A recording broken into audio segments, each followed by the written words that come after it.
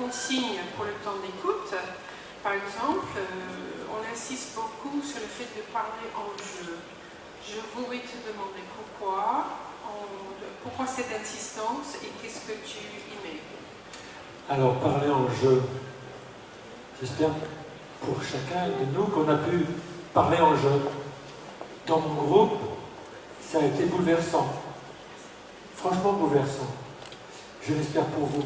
Parler en jeu, ça nous permet d'entrer dans une forme d'engagement sur ma parole. Je m'engage presque physiquement, matériellement, dans ma parole. Je ne suis pas en train de parler d'un autre ou des autres. Je ne suis pas en train de discourir sur une idée. Je suis en train d'essayer de partager quelque chose qui est de l'épaisseur de ma vie.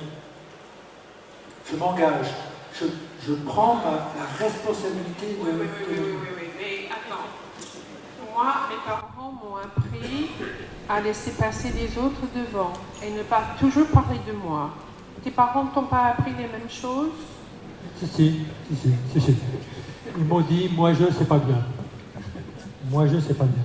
Mais quelle est la différence entre moi je et parler en jeu? Cécilia, improvise un peu. Ah oui. Alors moi, j'ai faim. Moi, je voudrais sortir d'ici. Mais je suis très heureuse de vous voir tous ici rassemblés. Voilà, oui, c'est ça que tu... Bon, bref. On a compris que l'éducation, c'était... Façon, voilà, donc tu peux... Et aussi, le fait de recevoir la parole de quelqu'un qui parle en son nom, ça change comment tu reçois la parole, n'est-ce pas? Complètement, et je peux vous témoigner aujourd'hui, ce matin, que ce que j'ai reçu personnellement m'a touché, m'a invité à accueillir quelque chose de très spécial. Je dirais qu'une parole en jeu, c'est d'abord un cadeau.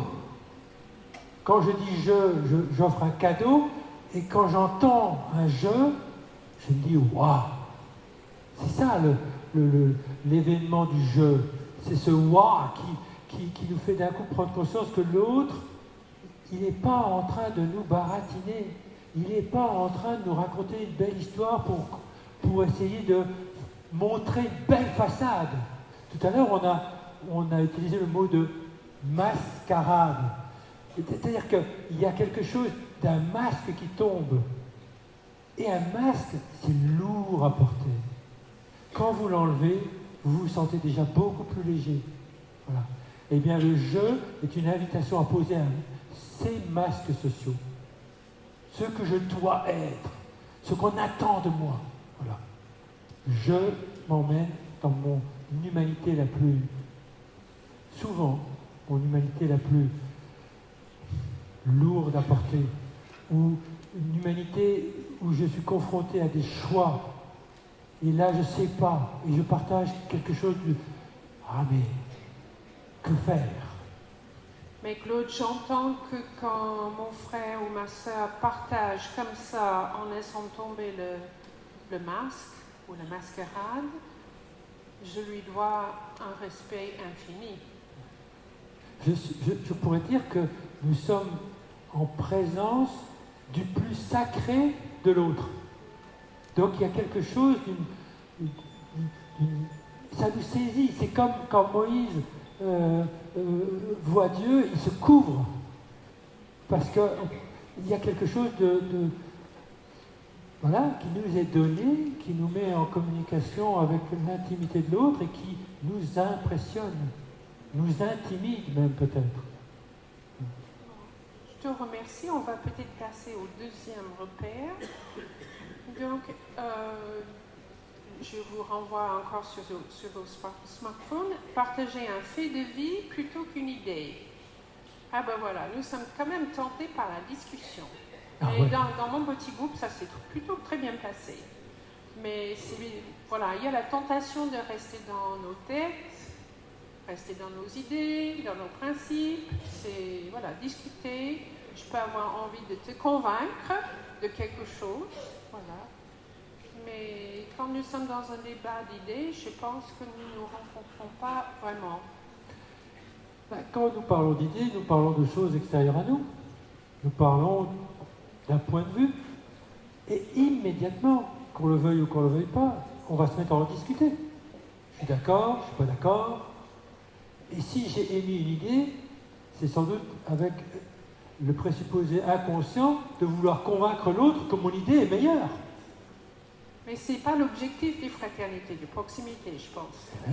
Dans les fraternités de proximité, on n'est pas là pour vendre nos idées, pour emmener toute la fraternité dans nos projets. Mais dis-moi Claude, est-ce qu'on peut parler de tout, quand même la politique, la religion? Normalement, on ne parle pas... La politique, la religion, c'est toujours un peu chaud, hein? Ça, c'est encore facile, Cécilia. Ah oui? Oh, bah ouais. À quoi tu penses? Le sexe? L'argent? Oui? Oh, bah, non, on ne va pas parler de ces choses-là en fraternité de proximité. Et pourquoi pas? L'argent, le sexe. La question est juste de savoir dans quel cadre, dans quelle liberté intérieure chacun de nous est. Si nous sommes dans une disponibilité intérieure à tout entendre, à tout écouter avec bienveillance, pourquoi y aurait-il des sujets tabous? Les sujets tabous, c'est parce qu'on a peur du reproche, ou qu'on a peur d'être jugé.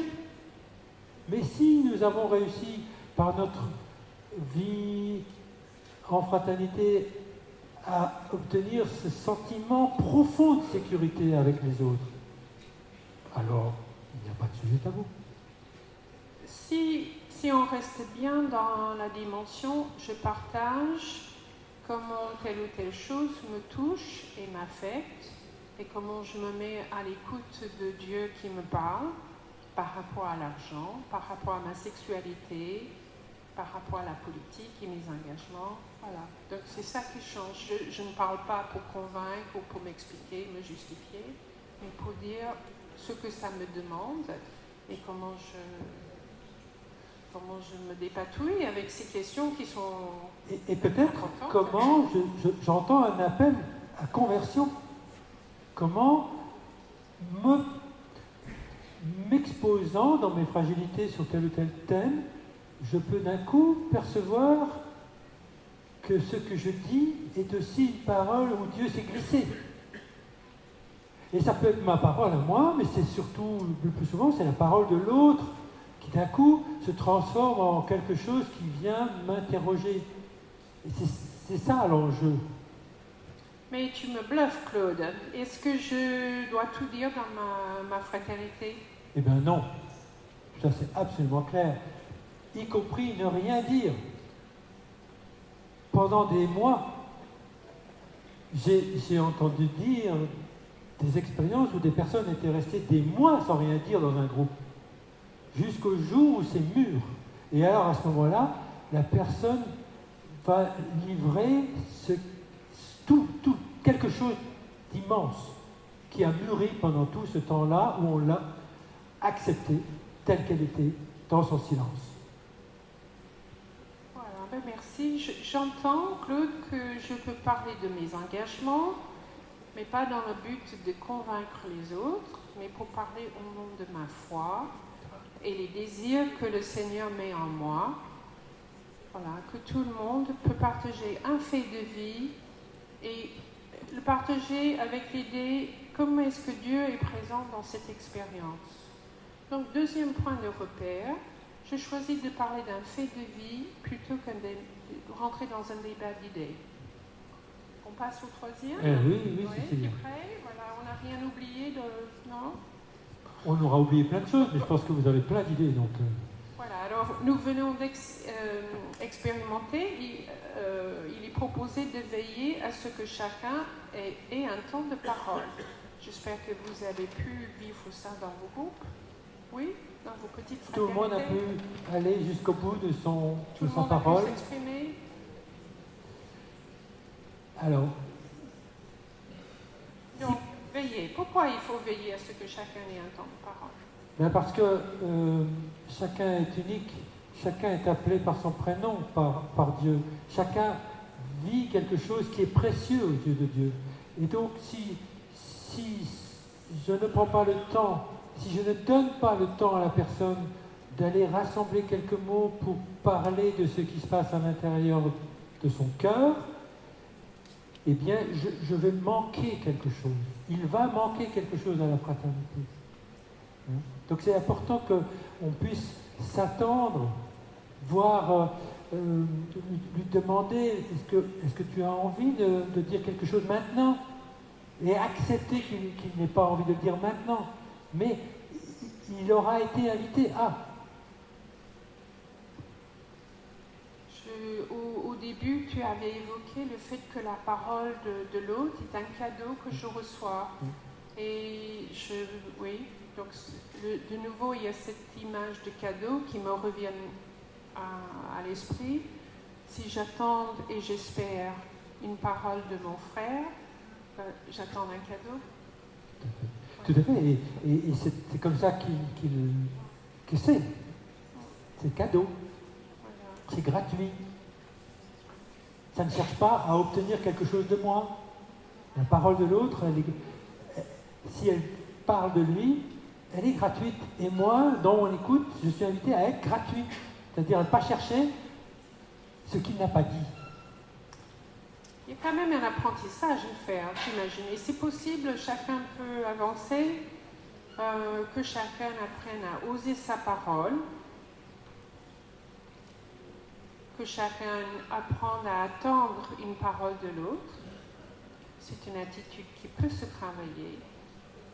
Oui. Et tu m'avais même dit, c'est une dernière ligne sur ton petit carton là. Ah, c'est une attente douce et bienveillante. Voilà, donc je répète le troisième repère, veiller à ce que chacun ait un temps de parole. Voilà. Alors, ensuite on passe à laisser l'autre s'exprimer jusqu'au bout. Voilà.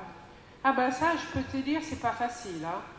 Moi, je peux m'impatienter, je sais ce que l'autre va dire, je sais comment il va terminer sa phrase, j'ai des mots plus rapides que lui ou elle, et je peux compléter ses phrases. Hein. Voilà, ça c'est la tentation que nous avons tous, c'est de croire profondément, sans doute sincèrement, que nous savons ce que l'autre va dire. Parce que nous le rencontrons souvent, parce que nous travaillons avec lui, etc. Et donc, d'une certaine manière, la tentation, c'est de terminer ses phrases, et donc de lui enlever la possibilité de dire un mot, de choisir son mot à lui, de le placer là dans la phrase. Et c'est pour ça que c'est si important, quand la personne a fini de parler, de ne pas enchaîner tout de suite. Pas enchaîner tout de suite. Souvent, ça c'est quelqu'un qui m'a parlé de ça, une fois, vous savez quand vous fermez le robinet, quand ils sont un peu usés, comme nous, hein, quand ils sont un peu usés, eh bien on observe qu'il y a une goutte qui se forme. C'est fermé le robinet, mais il y a quand même une goutte qui se forme. Eh bien, l'image que je vous propose, c'est attendre la dernière goutte. Mais il faut qu'elle se forme, c'est-à-dire que l'eau qui est dans la paroi du robinet va d'un coup se transformer et s'agglutiner au bout et va tomber. Quand on a une parole qui permet à la goutte finale de tomber, alors c'est que nous sommes dans une situation où la parole est vraiment écoutée. On n'est pas impatient d'entendre l'autre terminer sa phrase.